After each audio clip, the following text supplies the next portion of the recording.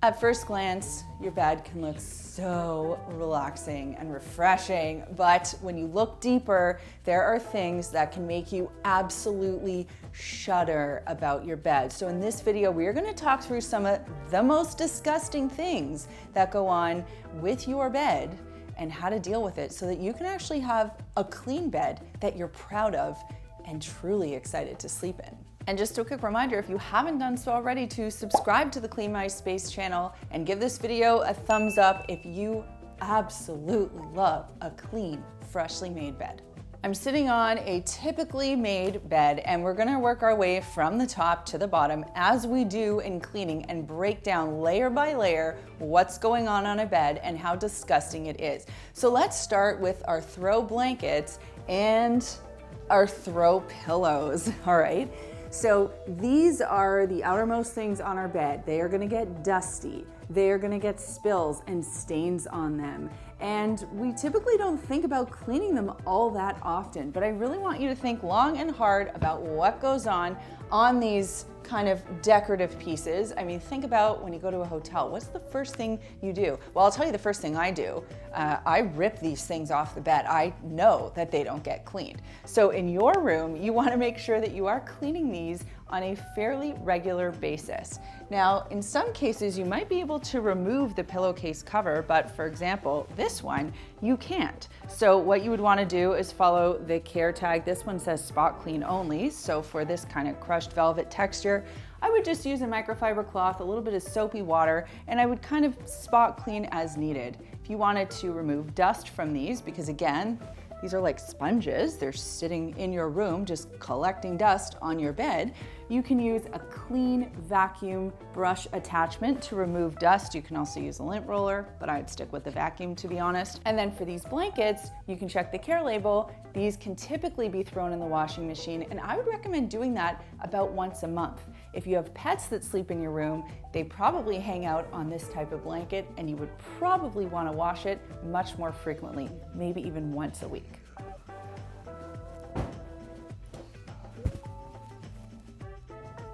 Now you'll notice I'm sitting on the bed fully clothed, and this upsets a lot of people. And I'd love to know in the comments down below, are you totally offended when someone sits on your bed with outdoor clothing on? I mean, you probably sat on a train, gone to a public bathroom, who knows? Is it disgusting? Let me know your thoughts in the comments down below.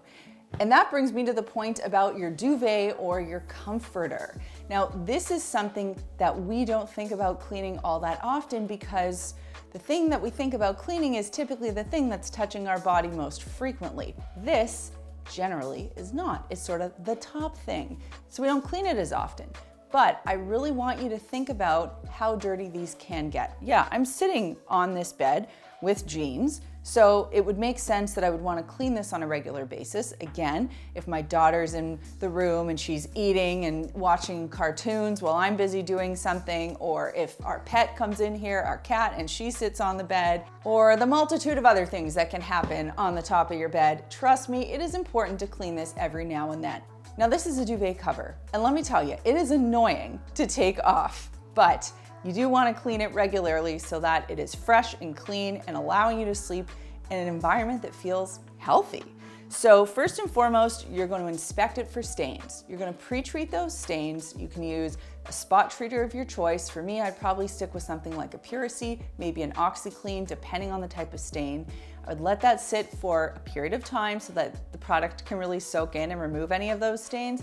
Then I would throw it in the washing machine, typically with the sham pillow covers, and I would wash that on a regular setting. I would use cold water. Now, some people will say, I think you should be using, the sanitary cycle for sheets. And if you're someone that suffers with allergies or you have asthma, it might make sense for you to do that. And in lots of cases, people will say, I never wash with hot water except when I'm washing my bedding. And to that I'll say, that's fine, you do you. Just make sure that the care tag label says it is okay for you to do so.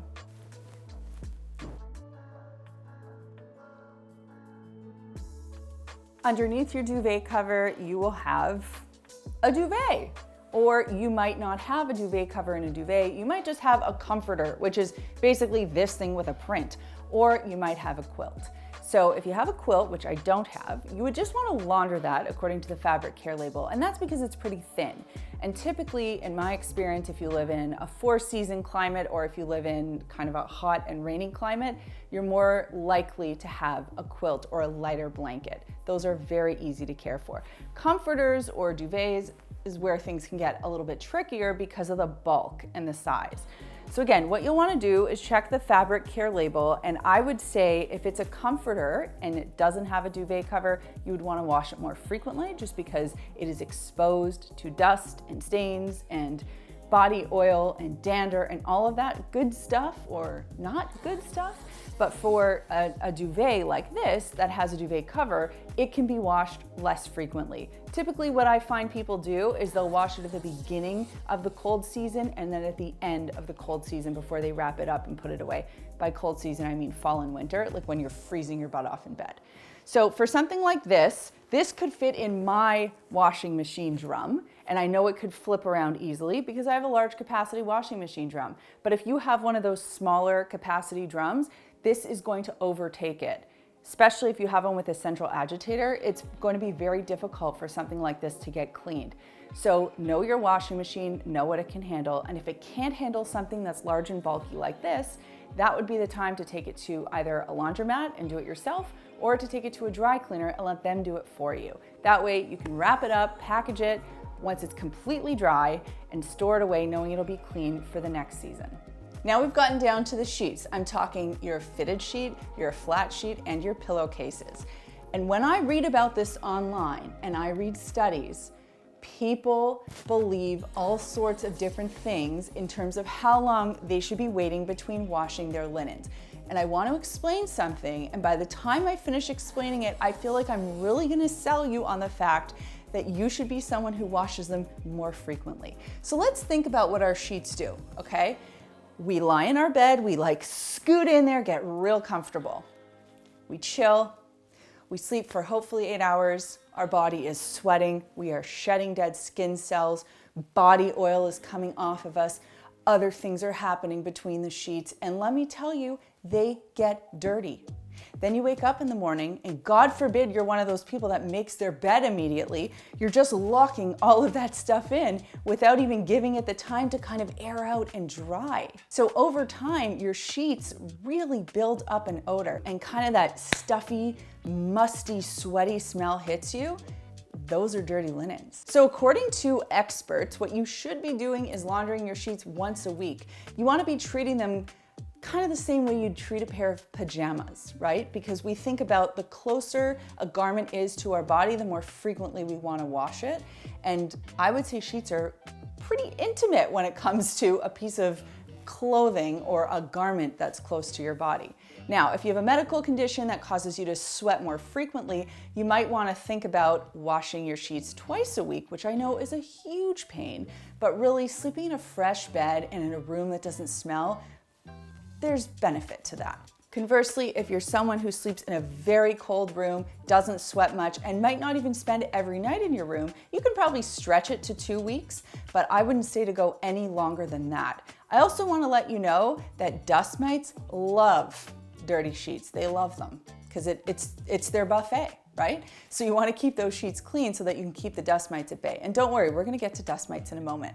I really want to make the case that your pillowcases need to be cleaned frequently as well. For me, I put oil in my hair on the nights before I wash them. I wear tons of stuff on my face before I go to bed, like I don't want to age, so I'm wearing a lot of stuff. Plus, your hair is oily, your face is oily, and as a teenager who grew up with a lot of acne, I can tell you, one of the first things your dermatologist reminds you of is that you should be changing your pillow out frequently, let alone the fact that you are sweating on your pillow. So these can get pretty smelly pretty quickly, and that is why it is so important to make sure that you are cleaning these. You might even want to have a second pillowcase set that you can change out twice a week if you plan on laundering your sheets once a week. Now I know this sounds high maintenance. I really get it. I really get it, especially because a study that I read said that on average, they surveyed 1,000 Americans, and on average, they wash their sheets every 24 days. So I know this is a big ask, but your room is just gonna smell so much better. Your bed is gonna feel so much fresher. Like,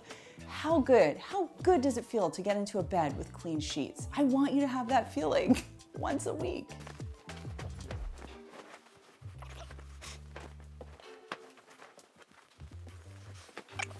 Now we have to talk about some of the more disgusting stuff that happens to your bed and your pillow. Dust mites and bed bugs. Let's start with dust mites, it's the easier of the two.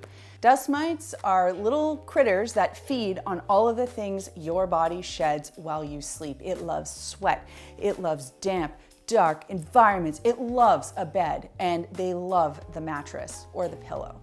So that's why pillow protectors and mattress protectors are important, because it provides a barrier between your mattress and your pillow and those little critters, so that way they can't get in and nestle themselves and really create a good life and a good fortune for themselves.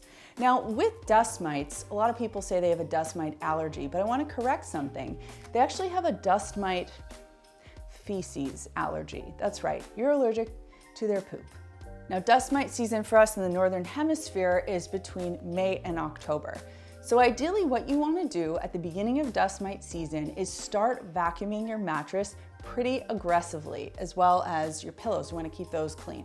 Then you want to encase them in a protector, which is something you should be doing year round. You can launder the protectors once a month, or, I don't think they need to be washed every week when you're doing your sheets, but you can certainly launder them at a decent cadence. And you want to maintain the vacuuming using a clean brush roller attachment so that you can remove and quell the population of dust mites. Because the less dust mites, the less dust mite eggs, the less dust mite babies, the less dust mite population, the less dust mite poop, and then the less sneezing for you. The reason I think protectors are so important for both your mattress and your pillowcase is because they provide a fully encased barrier between what you sleep on and your body. So this one has a fully waterproof lining. This is actually a pillow protector on top of a pillow protector, and then the pillow is inside. But they come in a variety of different materials. Some people don't like the ones that have kind of the waterproofy barrier because it feels kind of crunchy or it can get a little bit hot when you sleep. So this one's by a company called Obasan. It's custom made actually. It's super comfortable, it breathes really nicely, and it provides great protection. Now mattress protectors are equally as important because they actually provide protection to your mattress in the form of maintaining your warranty. For most mattress companies, if you don't have a mattress protector on there, they will not fulfill their warranty obligation. And that's because how can they? Like if you get a stain on your mattress and there's no protector, your mattress has no chance. On the topic of other unruly critters that can make their way into your bedroom, there is right now a global resurgence, an unfortunate one, of bed bugs. It first started at Paris Fashion Week, and then it quickly, like a trend, made its way all across Europe and pretty much everywhere else, because people travel and so do bed bugs. Bed bugs are hitchhikers. They will look for furniture, luggage, clothing, shoes, seats, anything that they can hop onto to hop onto a host to then essentially make it to the host's bed, because that is the most comfortable place for a bed bug, as it is for you and I. I mean, they have a good thing going, right? They know where to get comfortable. Now, how do you spot a bed bug? Well, put on your glasses or use your best eyesight. They're about the size of an apple seed. They're typically brown or dark red. The other thing you can do to look for bed bugs is to look at the seam of your mattress. That is typically where you will see blood spots or some of the bugs gathering. You will also probably have a sense that you have bed bugs if you have welts on your body that appear when you wake up in the morning. If you do happen to encounter bed bugs, I want you to know you are not dirty. You are just a victim of a very, very unfortunate hitchhiking scheme. And what you need to do, rather than look online and find a DIY solution, please listen to the girl that loves a good DIY. Please call in a professional. Don't waste 1 second. If you have bed bugs, get a professional in there. Let them tell you what to do. Let them steam or fumigate the crap out of your house so that you don't have to deal with this issue. An infestation can really take over quickly. Both mattresses and pillows have a lifespan. Your mattress can typically last you for about 10 years, and you want to make sure that you're rotating your mattress a quarter turn or a half turn every season change so that you can even out the wear of your mattress regularly. Now I can do a quarter turn on this because it is a square, it's a king, but if you have a queen, a double, or a twin, you're gonna do a half turn. And then that way you're just constantly flipping it, and that is gonna even out the wear. Now with pillows, you can't get a good night's sleep if your pillow is demolished. So you wanna do a pillow check to make sure that your pillow is still in good shape. Now this pillow looks gross, right? And that's because this pillow didn't have a pillow protector on it. So you can kind of see the body oil, the stain, the sweat, you can see all of that stuff. But beyond that, you can also check the age of the pillow by doing a simple test. So what you wanna do is fold your pillow over, and if it's springy and healthy, it'll spring back like this. This one, honestly, is not in such good shape because it doesn't spring back, but this one, great shape, okay? So that's what you're looking for. I know this one still has some good life in it. This one really belongs in a pet shelter, let's be honest. I don't even want it on my bed. To maintain your pillows and to keep them looking and feeling great for as long as possible, there are a few things you can do. You can fluff it up each morning just by beating it up. It also kind of helps work out any anger, any anxiety about getting to work that day. And this just kind of evens out the loft and the wear of the pillow. Trust me, it's actually a good thing to do. The next thing, like we talked about, you're gonna launder your pillowcase once or twice a week. You've got your pillow protector, which you're gonna launder maybe once a month. And then you can launder your pillow a few times a year. And the way you're gonna do this is check that giant receipt, that fabric care label that'll tell you what kind of fill you have in here and how you should treat it. This is a synthetic fill pillow. I would put 2 of these in the washing machine. I would use regular detergent. I'm gonna add an extra rinse and an extra spin cycle. Reason being, this is quite absorbent, so I really wanna rinse out that extra soap, hence the extra rinse, and then I really wanna get out as much moisture as I can before I put it in the dryer, hence the extra spin. Once my pillows go into the dryer, I'm gonna throw in a whole bunch of dryer balls. That's gonna help beat out any of the excess moisture that's trapped in this fill. When I pull the pillow out of the washing machine, I'm gonna do a moisture check by simply taking the pillow, putting it up to my mouth and breathing in. That is weird. That could almost be on its own TLC show, right? That's like a weird thing. But no, actually it helps you sense moisture. Your mouth is kind of like a built-in moisture sensor. And if you sense moisture, put it back in the machine, throw it in for another 30 minutes or hour with your dryer balls just to beat out that moisture. Trust me, you do not want a damp pillow in your room that is just asking for mold and mildew. That's a no. Are you one of those people that shoves things under your bed when you're just trying to clean your room? I was like that as a kid, and it's truly a repulsive habit, and I'm gonna tell you why. Under your bed is one of the places that gets the most dusty in your house. Think about it. You might have a soft surface under there like I do, half a rug. Your whole bed is shedding. The fibers are shedding. Dust is coming down, dead skin cells. It all kind of piles up under there. And then who likes going under there? Pests. Now throw a few food wrappers, a bucket of old shoes or off-season shoes or maybe some clothes that you just kind of want to not deal with or you forget about. All of that stuff that ends up under there just leads to odors, pests, and little crevices where dust can build up and collect. That creates a really stuffy and uncomfortable sleep environment. So if you're trying to get a good night's sleep, but you're constantly feeling like your room is stuffy or you're sneezing a lot, I would say to flip over and check under your bed. We have a no item under the bed policy in this house because I know too much, so I can't deal with it. But if you're someone that habitually throws things under your bed, try to clear everything out from under there, give it a good vacuum, and remember to vacuum it each time that you vacuum your bedroom so that you can really keep that dust at bay. So I hope you'll take this information and sleep on it, if you will, and incorporate some of these great ideas into your cleaning routine so that you can live in a cleaner bedroom and have a better night's sleep. And that brings me to this week's comment question, which is, what is your take on hotel beds? Do they gross you out? Do you feel really comfortable in them because you know that the sheets have been changed? Or do you have trust issues with them? Let me know in the comments down below. I have to take off my cleaning expert hat when I go to a hotel because if I didn't, I feel like I'd need to wear a hazmat suit. And that is the honest truth. And here I am, I'm 41, I'm alive.